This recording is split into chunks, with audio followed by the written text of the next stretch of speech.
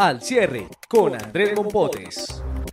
Hola, bienvenidos a un nuevo episodio del podcast Al Cierre del Tiempo Casa Editorial, en el que aquí en medio de la sala de redacción discutimos con editores y redactores los temas que son noticia para nuestra edición impresa que preparamos para el día de mañana y la digital. Mi nombre es Carlos Solano y hoy, jueves 7 de febrero, estos son los temas de los que estamos discutiendo. La ayuda humanitaria que llega a Venezuela a través de la frontera y que genera todo un debate para la región. Además, la historia de Cristian Cárdenas, un joven que su cuerpo fue transportado ilegalmente, por supuesto, en un taxi en la ciudad de Bogotá. 40.000 peces son los que han muerto, al menos hasta este momento, en el río Cauca, como consecuencia del cierre de Hidroituango, y la llegada de Carlos Queiroz, nuevo técnico de la Selección Colombia. La clave de las noticias. La clave a esta hora en la sala de redacción y para todo nuestro desarrollo de noticias está en Venezuela, como lo ha venido siendo, por supuesto, todas estas semanas, gira en torno a Venezuela. Primero porque ya llegó la ayuda humanitaria a la frontera y ahí hay una tensión muy grande, pero además pues en toda la región hay hoy también una discusión en torno a cuál puede ser la salida en torno a la crisis que se está viviendo en este momento en el país vecino. Para entender este tema nos acompaña el editor de la sección internacional, Eduardo Soto, quien nos va a hablar un poquito del panorama hoy de Venezuela con todos estos ingredientes nuevos en la ecuación. ¿Qué tal, Carlos? Muy buenas tardes y a los amigos navegantes del tiempo.com. Sí, se está moviendo mucho el tema de la entrega de la ayuda humanitaria básicamente de Estados Unidos hacia Venezuela, en el sentido de que ya empezó a llegar esta ayuda, se está empezando a acopiar en un lugar cerca a Cúcuta o en Cúcuta, cerca a la frontera con Venezuela, y ahora la pregunta es ¿cuál va a ser el procedimiento o la logística o cómo van a hacer para hacerles llegar o si va a lograr entrar esa ayuda a los venezolanos, toda vez que el gobierno de Nicolás Maduro ha dicho en reiteradas ocasiones que no va a permitir la entrada de ningún tipo de ayuda humanitaria porque lo considera el principio de una especie de invasión o de injerencia extranjera en los asuntos internos de Venezuela. Sin embargo, ya hay imágenes de los camiones empezando a llegar al lugar de acopio y paralelamente a eso hay un llamado al gobierno de Estados Unidos, al gobierno de Maduro, para que permita efectivamente la entrada de esos insumos alimenticios y médicos que tanta necesidad tienen los venezolanos. Seguramente son productos no perecederos, seguramente está previsto también esta situación para que no vaya a pasar algo semejante, pero el acopio debe ser inmenso, ¿no? Sí, totalmente. De hecho, en las primeras imágenes se habla de la dotación de este campamento de acopio, y hay por supuesto lugares para refrigeración de alimentos y de medicamentos y demás, porque también no solamente la cuestión de la comida, sino también de un montón de insumos médicos de claro, los que no se tienen noticias en Venezuela. Entonces eso es importante, se está intentando manejar esto de la manera más profesional posible, también para que este tipo de ayudas no terminen perdiéndose, pudriéndose o sucedan cosas inesperadas, dado que Cúcuta es una ciudad que tiene una temperatura bastante elevada y que igual hay muchos de esos productos que necesitan refrigeración. De acuerdo, Eduardo, al mismo tiempo entonces está el grupo, lo que se llama el grupo de contacto, ¿verdad? Sí, están reunidos en este momento en Montevideo, ya sacaron una primera declaración que tiene, Carlos, básicamente 3 puntos. Lo primero es que reconocen que hay una crisis en Venezuela, ese es un primer punto. El segundo punto es que están instando al gobierno de Nicolás Maduro a abrir los caminos para que haya elecciones libres. Y el tercero es el envío de una especie de comisión técnica para que verifique sobre el terreno lo que está sucediendo en el vecino país. Hay que anotar también que este grupo de contacto está conformado por varios países, algunos que pertenecen al Grupo de Lima, que de alguna manera ha liderado esta ofensiva diplomática para aislar al régimen de Maduro, pero también por otros países como México, como Bolivia y algunos países europeos, que si bien es cierto, de hecho por la parte de los europeos, por ejemplo, han reconocido a Guaidó, también están buscando unas vías de diálogo, y por el lado, por ejemplo, de Bolivia y de México, que no han reconocido el gobierno de Guaidó y que de alguna manera se han constituido en una especie de apoyo ideológico y también diplomático al gobierno de Maduro. Hay que decir también que esta declaración, donde se reconoce que hay crisis en Venezuela, donde se piden elecciones libres y donde se crea esta comisión técnica, no fue firmada ni por México ni por Bolivia. Luego entonces también aquí vemos que empieza a haber fracturas también en el grupo de contacto que no se ponen de acuerdo sobre ciertos temas elementales. Obviamente el reconocimiento de una crisis, Bolivia no lo hará porque está absolutamente identificado con la causa del presidente Nicolás Maduro.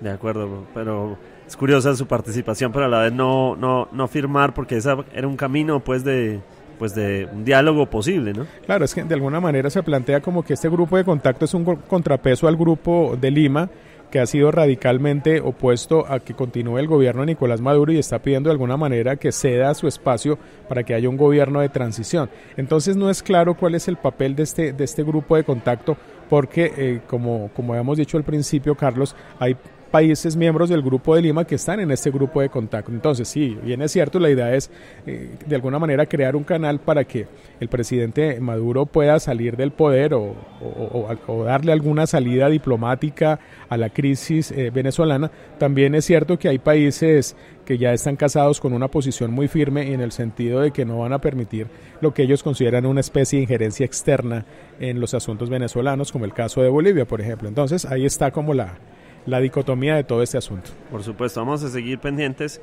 de cómo se sigue desarrollando esto. Es una tensión constante y pues estas vías de diálogo ponen en perspectiva todo, a ver si en algún momento hay un camino de solución. De todos modos, el tema de las ayudas venezolanas también está muy presente y en el tiempo.com nuestros lectores pueden encontrar imágenes y seguimiento de lo que ha sido la llegada. Edward, muchísimas gracias. La cifra del día.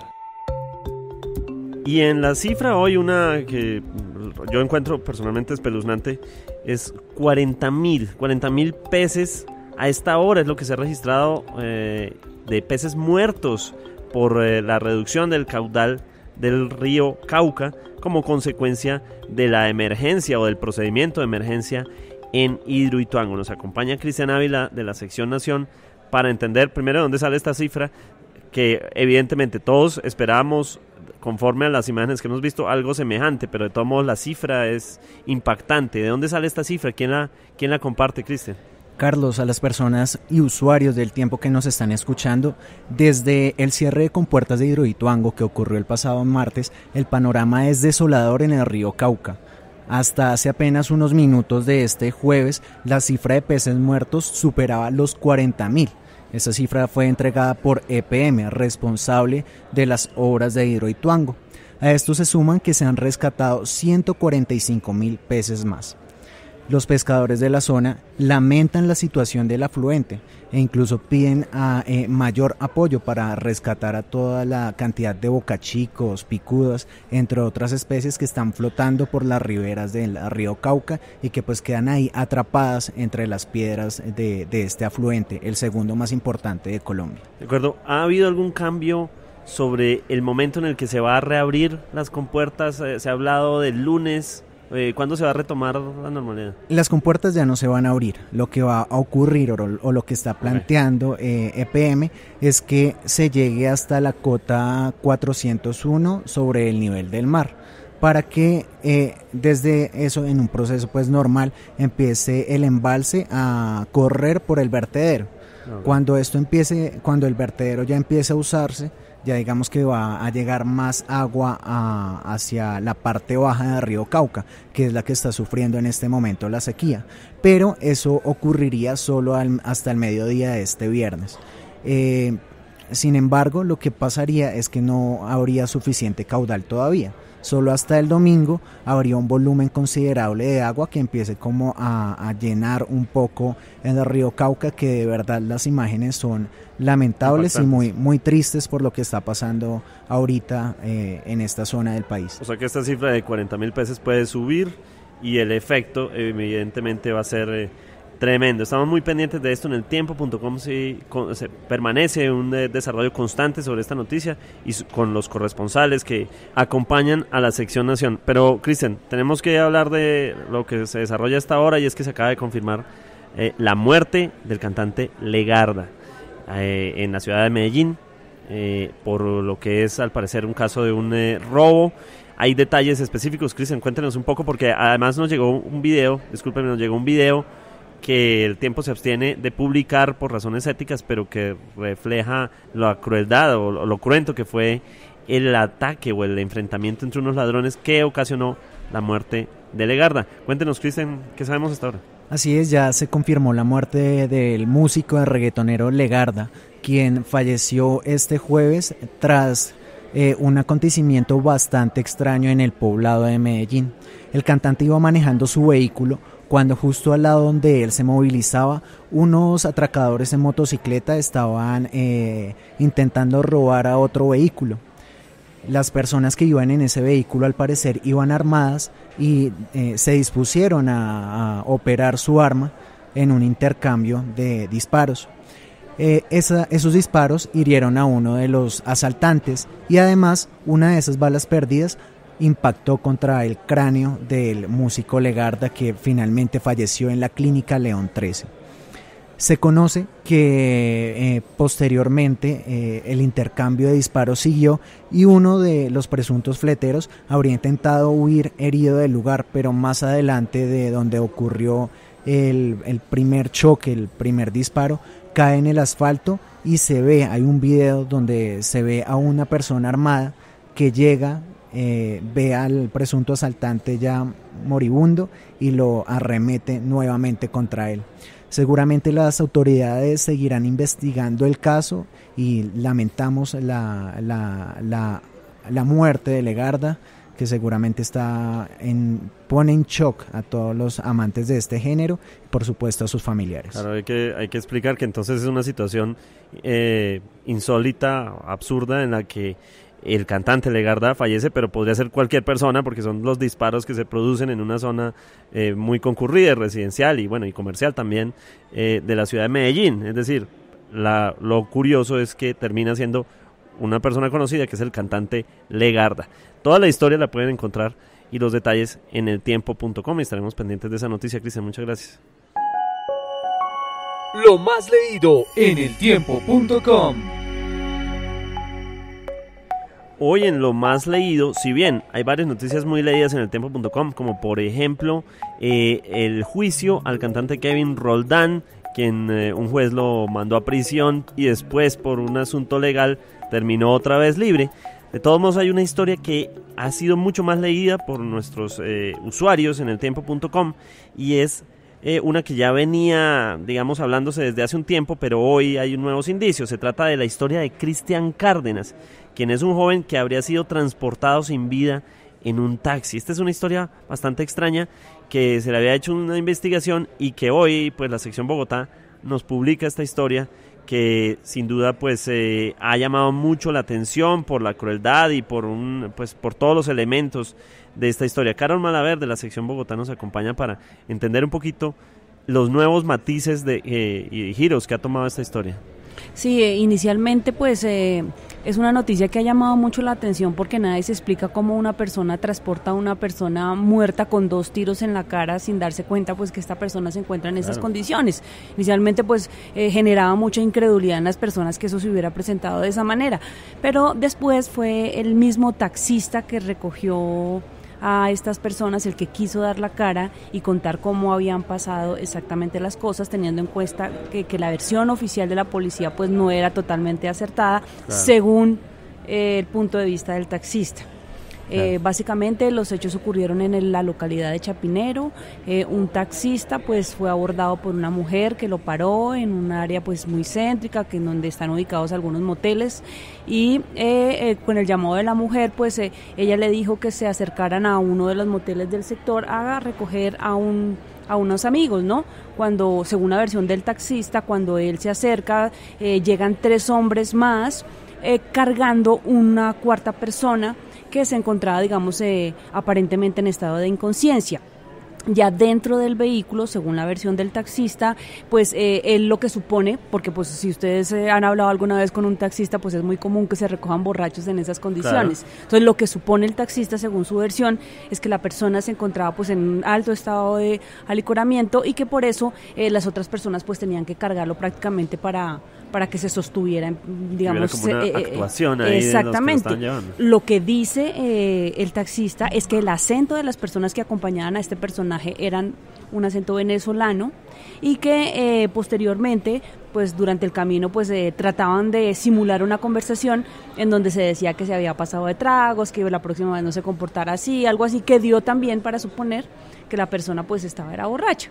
Entonces, finalmente, pues las personas decidieron parar, un barrio más allá de la zona en donde lo recogieron, se bajaron todas las personas, no como la primera versión que decía que habían dejado a la persona ahí y habían salido corriendo, no, se bajaron todos los ocupantes, los mismos, y ellos mismos cargaron a la persona y la bajaron del vehículo, y pues el taxista simplemente pues hizo como un giro para devolverse y coger su nuevo rumbo. Sin embargo, increíble. Lo que dice el taxista es que pues él sintió como una sospecha de pronto de lo que estaba pasando, porque la escena de todas maneras no dejaba de ser rara para él, y que él mismo decidió volver al punto en donde había dejado a los personajes.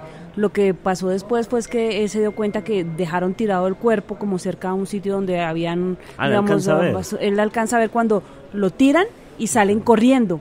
Entonces pues él lo único que trató de hacer fue avisarle a unos policías. Los primeros policías a los que abordó le dijeron que tranquilo, que se fuera, que no había problema. Él intentó irse, pero otra vez sintió la misma sospecha.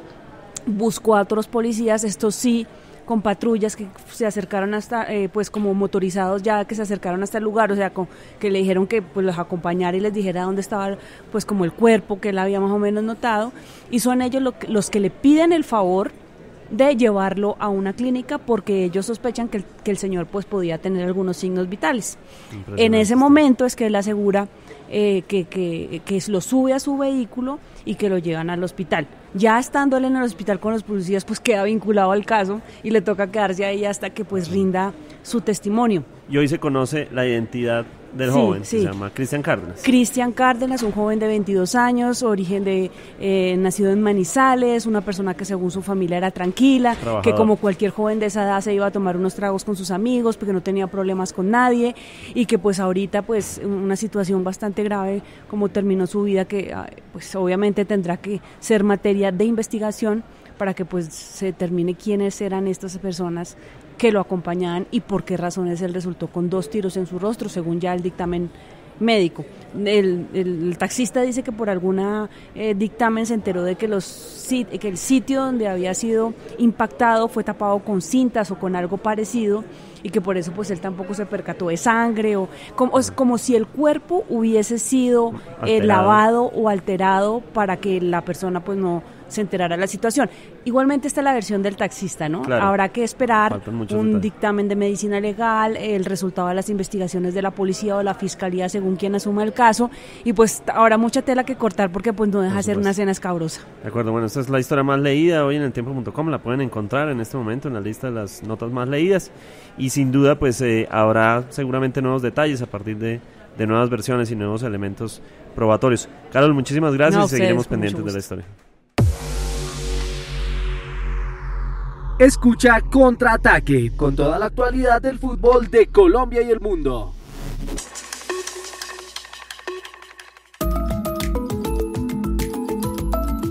Lo que viene para su información. En lo que viene, y pues lo que viene para todo el año, por supuesto, es la llegada del nuevo técnico de la selección Colombia, que sin duda abre esperanzas. Hay un montón de planteamientos y de ideas acerca de lo que puede ser este nuevo proceso para la selección Colombia. Nos acompaña Orlando Asensio para discutir, de la sección Deportes, para discutir este tema. ¿Qué podemos esperar? ¿Cómo vieron ustedes desde la sección Deportes la llegada de Queiroz? Pues Carlos, por fin se acaba una espera muy larga. Desde septiembre estaba la selección Colombia sin técnico, y más allá de que Arturo Reyes dirigió un par de fechas FIFA amistosas y 4 partidos, pues no es lo mismo estar con un técnico encargado que ya pensar en un proceso a largo plazo, encaminado primero a la Copa América, que es el objetivo a corto plazo que tiene Queiroz y del cual habló en su primera presentación ante los medios de comunicación, y el otro pues el Mundial de Qatar 2022. Sobre la Copa América dijo que no prometía nada, pero que obviamente la intención de todo técnico es ganarla. habló de los referentes del equipo, particularmente de 3 de ellos, James, Falcao y David Ospina, y dijo que hay que mantenerlos y hay que construir el equipo alrededor de ellos.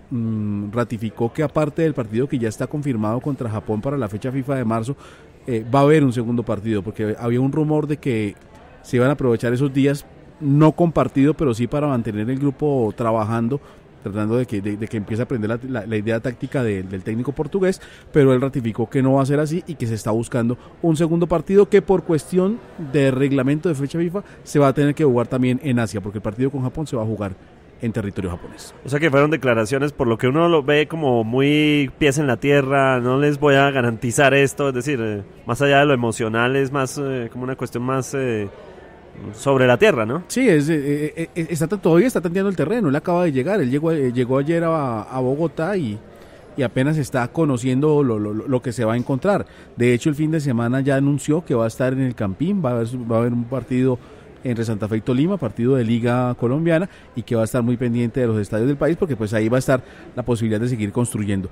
Y eso que usted hablaba de andar con los pies sobre la tierra, pues lo reflejó en una frase que dijo en la rueda de prensa, que este era un momento más de preguntas que de respuestas. Desde su punto de vista, Orlando, los tiempos, ¿usted cree que le dan los tiempos para, por lo menos por la Copa América, lograr algo significativo?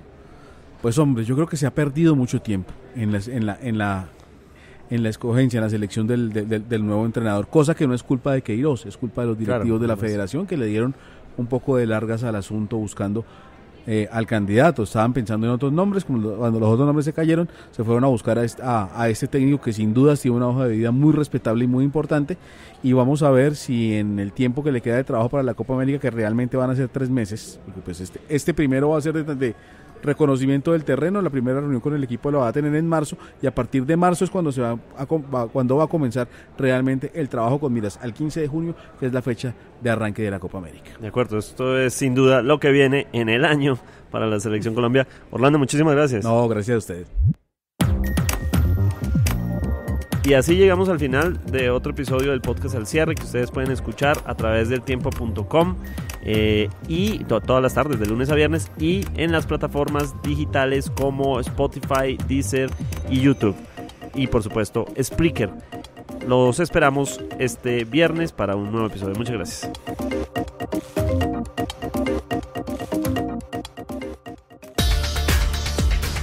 Escucha otros podcasts de El Tiempo ingresando a www.eltiempo.com/podcast.